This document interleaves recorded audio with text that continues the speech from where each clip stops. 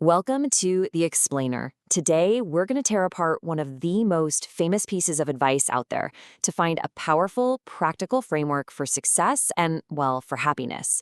We're going way beyond the cliche to figure out how to truly master our goals. Yeah, we've all heard this quote, right? It's on posters, it's in graduation speeches, it's literally everywhere. The idea is that we should focus on the process of getting somewhere, not just on arriving. The joy it suggests is found in the getting there. Is it just a nice, feel-good sentiment, or is there a real functional strategy hidden inside this simple phrase?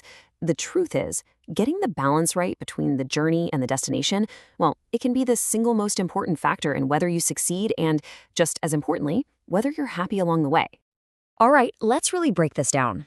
Most of us are trained from a very young age to be outcome-focused, totally fixated on getting that A or winning the prize. But this can create a constant state of stress and anxiety because you're always focused on something you haven't achieved yet.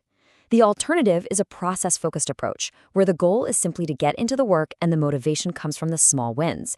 This makes the whole experience more about enjoyment and actual progress, and, get this, it often leads to even better results in the end. Okay, so here's the game plan for today.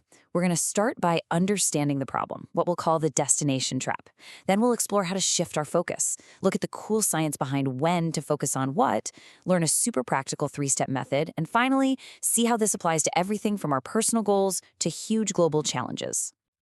First up, let's talk about the destination trap.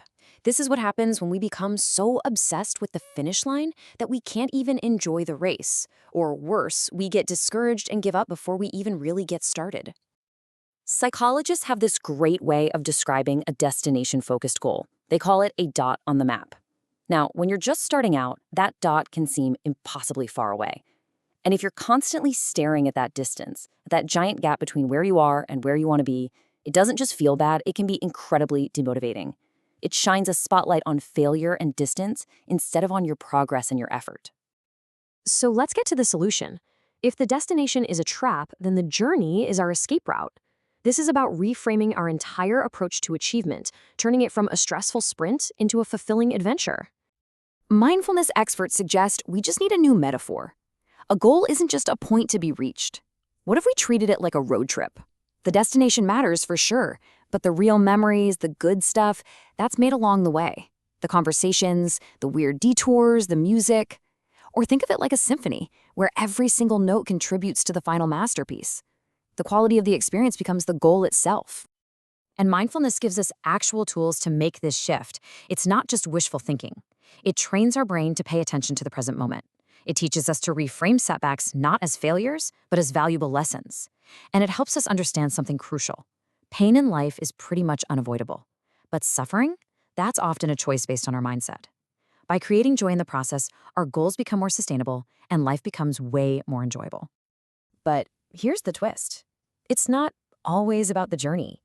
Science shows that the most successful people are not purely journey-focused or destination-focused. Nope. They're strategic.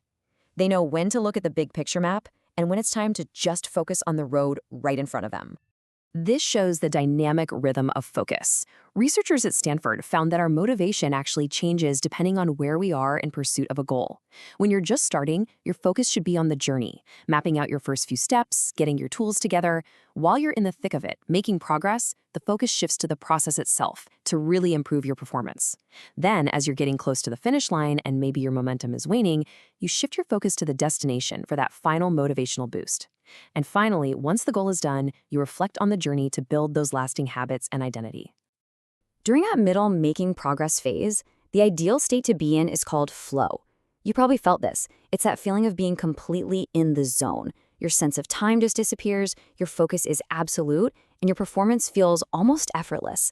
This is the ultimate expression of being process-focused, where the activity is so engaging that the outcome becomes secondary. It's where deep work and deep enjoyment meet. Okay, this all sounds great in theory, but how do we actually train our brains to do it?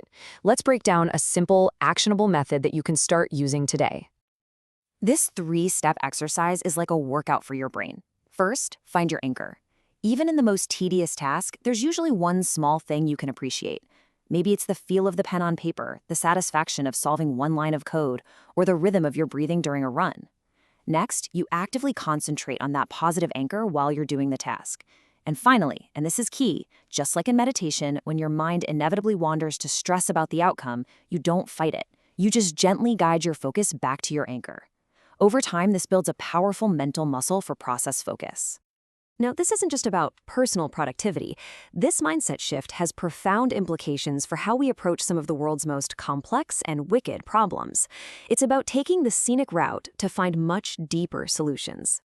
Academic research on transformative change, especially in areas like climate adaptation, argues that we've been way too focused on the destination.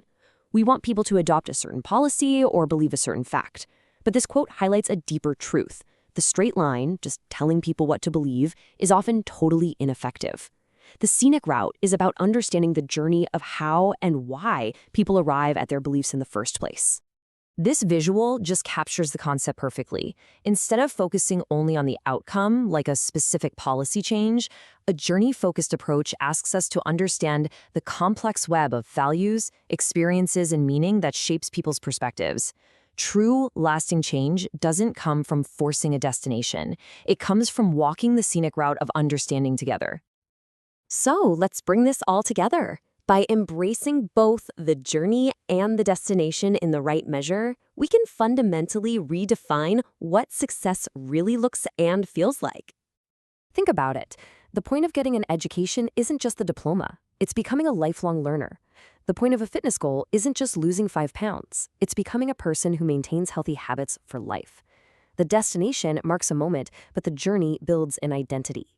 The real win isn't the trophy. It's the person you become in the process of earning it.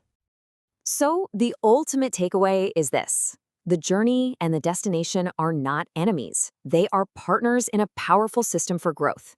You use the destination as your compass to set your course. Then, you focus on the journey to make daily progress, find real joy, and get into that state of flow. And when you're done, you reflect on that journey to build a new, stronger identity. It's a cycle that leads not just to more achievement, but to a more fulfilling life. So, as we close, here's a thought to take with you. In whatever goal you're pursuing right now, what is one small part of the process, your anchor, that you can choose to focus on and appreciate today? How can you shift your focus just a little bit from the distant destination to the path right in front of you?